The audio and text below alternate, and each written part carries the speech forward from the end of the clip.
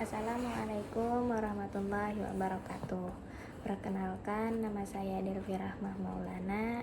Saya mahasiswi dari Institut Agama Islam Darussalam Martapura. Saya berasal dari Fakultas Tarbiyah, Prodi Pendidikan Agama Islam. Pada kesempatan kali ini saya ingin menyampaikan beberapa materi mengenai mata kuliah Ulumul Quran. Yang pertama, diantaranya pengertian Ulumul Quran. Yang kedua, ruang lingkup pembahasan Ulumul Quran. Yang ketiga, tujuan Ulumul Quran. Dan yang terakhir, keempat, sejarah Ulumul Quran. Dan langsung saja kita masuki pada materi yang pertama, yaitu pengertian Ulumul Quran. Apa yang dimaksud dengan Ulumul Quran? Ulumul Quran adalah ilmu yang membahas segala sesuatu yang berkaitan dengan Al-Quran, seperti sejarah turunnya, pengumpulan dan kodifikasinya, cara membacanya, makna-maknanya, serta berbagai aspek lain yang membantu dalam memahami Al-Quran secara mendalam. Ilmu ini pula mencakup berbagai cabang, seperti asbabun nuzul, yaitu sebab turunnya ayat, nasikh dan mansukh, ayat yang menghapus dan dihapus, tajwid, tafsir, serta ilmu-ilmu lain yang mendukung pemahaman terhadap wahyu Allah. Ulumul Quran sangat penting bagi siapa saja yang ingin memahami Al-Quran dengan benar, baik dari segi bahasa, hukum, maupun pesan-pesan yang terkandung di dalamnya. Lalu kita masuki pada materi yang kedua, ruang lingkup pembahasan Ulumul Quran. Ruang lingkup pembahasan Ulumul Quran sangat luas karena mencakup berbagai aspek yang berkaitan dengan Al-Quran. Secara umum, ruang lingkupnya dapat dikelompokkan ke dalam beberapa bidang, yaitu sebagai berikut. Yang pertama, sejarah dan proses pewahyuannya. Al-Quran turun secara berangsur-angsur, dan cara turunnya bisa dengan secara langsung ataupun melalui perantara malaikat. Lalu bidang yang kedua yaitu kodifikasi dan pelestarian Al-Quran. Di dalam kodifikasi dan pelestarian Al-Quran ini mencakup pengumpulan dan pembukuan Al-Quran. Yang ketiga, ilmu bahasa dan tujuan Al-Quran. Dan di dalam poin ketiga ini mencakup ilmu tajwid, yaitu cara membaca Al-Quran, i'rab Al-Quran, yaitu analisis tata bahasa Arab dalam ayat-ayat Al-Quran, dan lugharibul Quran, yaitu mengenai kata-kata asing atau sulit yang dipaham di dalam Al-Quran. Lalu yang keempat, tafsir dan takwil. Yang kelima, hukum-hukum dalam Al-Quran. Yang keenam, keajaiban dan keistimewaan Al-Quran. Dengan ruang lingkup yang luas ini, Ulumul Quran menjadi ilmu yang sangat penting dipelajari untuk memahami Al-Quran secara menyeluruh. Lalu kita masuki pada materi yang ketiga, yaitu tujuan Ulumul Quran. Tujuan Ulumul Quran ada 5,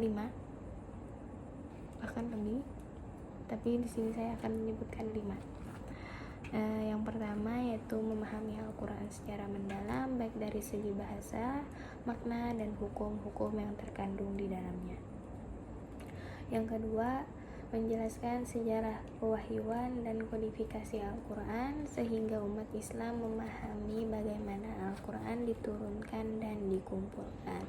Tujuan yang ketiga ialah membantu dalam menafsirkan ayat-ayat Al-Quran dengan metode yang sesuai benar dengan konteksnya. Lalu tujuan yang keempat, menjaga kemurnian Al-Quran dari kesalahan dalam membaca, serta pemahaman yang keliru atau penyimpangan dalam penafsiran ayat-ayat Al-Quran. Lalu yang kelima, menunjukkan keistimewaan dan mukjizat Al-Quran baik dari segi bahasa, ilmu pengetahuan maupun petunjuk hidup bagi umat manusia. Dengan memahami ulumul Quran, seseorang dapat lebih mendekatkan diri kepada Al-Quran dan mengamalkan ajarannya dengan benar. Lalu kita masuki materi yang keempat, yang terakhir, yaitu sejarah ulumul Quran. Sejarah ulumul Quran berkembang seiring dengan perjalanan Islam, dan saya akan menyampaikan secara singkat tahapan-tahapan dari perkembangan ulumul Quran. Yang pertama yaitu di masa Rasulullah, Al-Quran diturunkan secara bertahap selama 23 tahun. Lalu para sahabat langsung belajar dengan Nabi, baik cara membacanya, memahami maupun mengamalkan ayat-ayatnya. Nabi pula menjelaskan ayat-ayat yang sulit dipahami dan menafsirkan hukum-hukum dalam Al-Quran. Lalu di masa yang kedua, di masa Khulafaur Rasyidin, pengumpulan dan pembukuan Al-Quran dimulai pada masa Khalifah Abu Bakar, lalu disempurnakan oleh Utsman bin Affan dalam bentuk mushaf Utsmani. Para sahabat mulai mendalami ilmu seperti asbabun nuzul, nasikh mansukh, dan qiraat. Di masa yang ketiga, kodifikasi. Masa ini dimulai dari abad kedua sampai 4 Hijriah. Di masa ini muncul pembukuan ilmu-ilmu Al-Quran secara sistematis tersusun, dan tokoh seperti Imam Syafi'i membahas tentang nasikh mansukh dalam kitabnya, dan tokoh yang membahas ilmu qiraat dan bahasa Al-Quran yaitu Al-Farra dan Al-Kisai. Lalu masa yang keempat ialah masa kematangan, dimulai dari abad ke-5 sampai abad ke-10 Hijriah. Ulumul Quran berkembang dengan lebih sistematis pada masa ini. Al-Zarkashi menulis Al-Burhan fi Ulumil Quran, dan As-Suyuti menulis Al-Itqan fi Ulumil Quran yang menjadi rujukan utama dalam bidang ini. Lalu masa yang kelima yaitu masa modern. Pada masa ini ulumul Quran terus berkembang dengan pendekatan baru, termasuk tafsir berbasis ilmu pengetahuan dan kajian akademik. Di masa ini pula banyak universitas dan lembaga Islam yang mengajarkan ulumul Quran sebagai disiplin ilmu formal. Dari zaman Nabi hingga sekarang, ulumul Quran terus berkembang untuk menjaga pemahaman yang benar terhadap Al-Quran dan memastikan umat Islam dapat mengamalkannya dengan baik.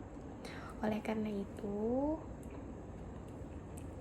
dan demikian 4 materi yang telah saya sampaikan. Salah khilaf mohon maaf. Wassalamualaikum warahmatullahi wabarakatuh.